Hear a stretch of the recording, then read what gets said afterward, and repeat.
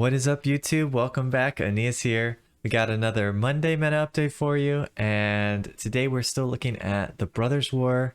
This is like the third week that the set is out, and not a whole lot is changing currently, but there are some new interesting decks that people are still trying out. And you can see kind of how the meta is forming right now, and maybe get some ideas for decks that you could try to build or try to play with and use to rank up for this month. So yeah, let's get into it. All right, so starting with standard, the meta is really formed around aggro still currently. So we have the Azorius soldiers and the mono white soldiers, which is kind of in the lead right now, most often played and doing quite well. And then we have Esper Legends as the kind of only mid-range deck that's really holding in there. It has a pretty good win rate against both of those other decks, and it's pretty good against control because every card it has a lot of value. So Esper Legends, good mid-range deck that's still doing well. And then tier 2, mono black, doing so-so, not great, not bad. It will probably still get you mythic, but only 55% win rate, so a little bit slow on that one. And then we have some other random ones like Esper Control and Mono Red Burn and stuff like that. And then kind of in contrast to this, if you look at the popularity for today, you can see that Mono Red is actually the most popular for today. So kind of crazy. Even though the win rate is not that good, it was sitting around 54%, I believe. But it is the most popular deck being played right now on the ladder in best of one. And then the soldiers decks are shortly after that. And mono black actually dropped. It was still very popular last time we had this Monday metagame update, but now it's dropped down to about 5% of the meta. So that is nice to see. Finally, the mono black king has dropped. The mono white soldiers and Azori soldiers are up on top, and mono red is most popular, even though it's not doing that well. So if you're going to rank up, currently you can either play one of the soldiers decks or something that beats the soldier decks. That's kind of your option at this point, it seems like. And then if we look at the win rate just for today, soldiers still doing great, but Grixis is also doing quite well in the win rate, even though it's not that popular, and on average it doesn't do that well compared to the other decks in best of one, but today it's doing quite well. So Grixis is still a strong deck, and you'll see in some of the tournament results for best of 3, Grixis is probably your best bet, but yeah, we'll get to that shortly. All right, and then if we take a look at historic, a little bit's changed, not too much. Boros Affinity still up near the top spot, and Is It Wizards also very, very popular and does pretty well. The newest deck, the Is It Belcher deck, has grown a lot in popularity, actually. So it's in the number 4 spot right now. I've played to get it stick quite a bit on the ladder recently, and it can be pretty potent. For some reason, I'm super unlucky against that deck, but basically you either just need to have some sort of artifact removal or some sort of counterspell on turn 4 when they're going to cast their Ironcrag Feat into Charbelcher, because Charbelcher is 7 mana total. So if you can let them cast this one, then you counter this one, you win the game pretty much. Or if you can somehow stop them from getting their 7 mana and blow up their Charbelcher when they play it, then you can also win that way. But if they get it down and they have the mana to activate it, you kind of are in trouble. So don't let that happen if you can help it. All right, but yeah, that's pretty much it. I did see another really cool deck on the ladder, but I don't see it on these win rates anywhere. But it was an artifact affinity deck that used the new, there's 2 new cards, Semblance Anvil and a key, something key. But basically it makes your artifacts cost 1 less, and it's an artifact, so you get some affinity value from that. And then the Semblance Anvil makes all your artifacts cost 2 less, so the deck like cycles through with the Mystic Forge and gets your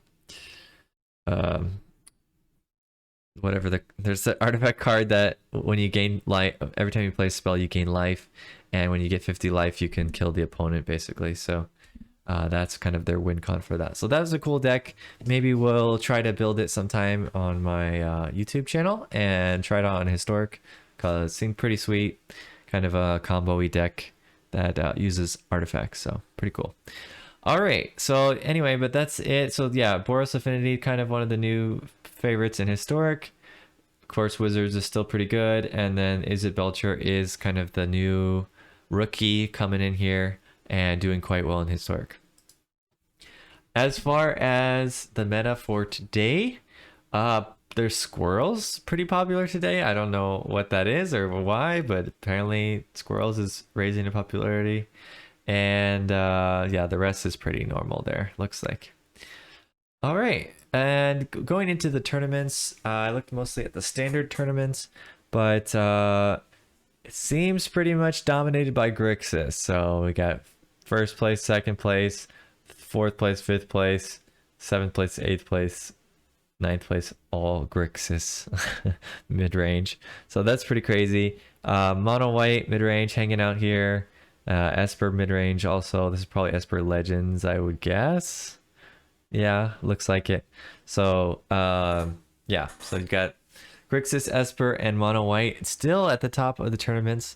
Of course, could be people don't want to craft the new decks yet, or if it's a paper tournament, they don't want to go out and buy all the new cards yet. So that could be part of it.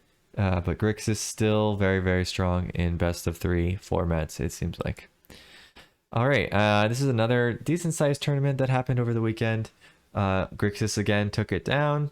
Then we have, I believe, a mono black deck taking the second spot, Rakdos in third, and Azorius Control in fourth place in this tournament. So still a pretty diverse meta, I would say, but it seems like in best of 3, Grixis has a slight edge above the other decks. And now the part you guys all wait for. This is the spicy brews that people have been posting on Twitter that I've been following throughout the week. So I guess, sorry, I lied. Slightly before the spicy brews, we have the standard challenge that happened on MTGO from Robert Taylor sharing the stats. And actually, this one is not Grixis. First place was, it says fifth. You can just ignore that. But this was before the finals, so he reordered them to finals. So this is first place. First place taken down by this mono white deck with Steel Seraph and Sarah Paragon. So like kind of an angel, white angels deck. So that's pretty cool. That's pretty cool. Second place is this one. Again, a mono white deck. Oh no, this is Boros. This is Boros because it has Fable of the Mirror Breaker, it looks like. So mono white angel, and then Boros angel, and then what are we gonna see next? Mardu angel or something? Okay, no. Third place is looks like Grixis. Yeah, so Grixis third place, and fourth place is mono blue. Mono blue. Yeah, I remember seeing this one because I was pretty surprised that Mono Blue actually took down fourth place in a tournament. So that's pretty cool. But yeah, Angels. I have seen a lot of people doing the Angels. I believe I mentioned it last time about Ash Lizzle and Krim, the Asian Avenger, were playing this. And I think Crows was playing Mardu Angels. So Angels seems to be pretty decent standard, to be honest. I might have to check it out myself because it sounds kind of cool. All right, so yeah, now spicy brews. So this was a deck somebody took up to number 90 in Mythic just recently in the new season. It is a green ramp deck that is based around artifacts. And actually, I had a similar deck as one of my top 5 brews with the artifact. Green artifacts. I think I did green black artifacts maybe, but this is just green. Teething Wormlet, Bankbuster, Gala Greeters, Thorin Spider, and a few other of the rampy cards. And then your top end is the Cityscape Leveler and the Titania's Command, however you said that. So that's pretty cool. The leveler, yeah, has been really good for me in my other decks, so I'm not surprised at all to see it up here. Destroying, permanents every time you attack is pretty powerful. And if you can ramp it out, then you can take over the game pretty early on. So pretty cool. Yeah, that's a definitely interesting deck list to try out. 34 and 12. So if you're a fan of Tron or Mono Green Titan or something like that, this is right up your alley. This is a pretty similar kind of deck. All right, and then another cool one for you, anyone who's maybe a Mono Red fan. This is kind of like, I guess like a bigger red version, a bigger red deck. You've got Visions of Phyrexia, which is like a card draw engine, and it also ramps you. You got Jaya, you got Fable the Mirror Breaker, and then your top end are these big artifacts here. The Portal to Phyrexia, Skitterbeam Battalion, and Cityscape Leveler. So big old giant artifacts as your top end to win you the game. So yeah, pretty cool. Another interesting deck. I guess it plays kind of like value-y in the beginning and then finishing off with like the big old stuff at the end. So pretty cool. Pretty cool. All right. And another deck that people have been having success with on the ladder is this one. So this is a blue-white artifact deck. So I guess there's been kind of a theme with these last two that I saw. So red ramp into artifacts.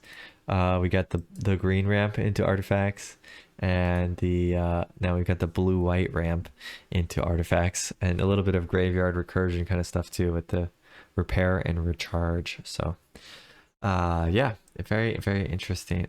I guess you use the Thirst to Discovery to discard them, and then you bring them back with the repair and recharge. So pretty interesting deck. Probably I would tweak it a little bit if I was going to play it, but pretty cool nonetheless. All right, and the last one, this is actually an alchemy deck. I know a lot of people don't like alchemy.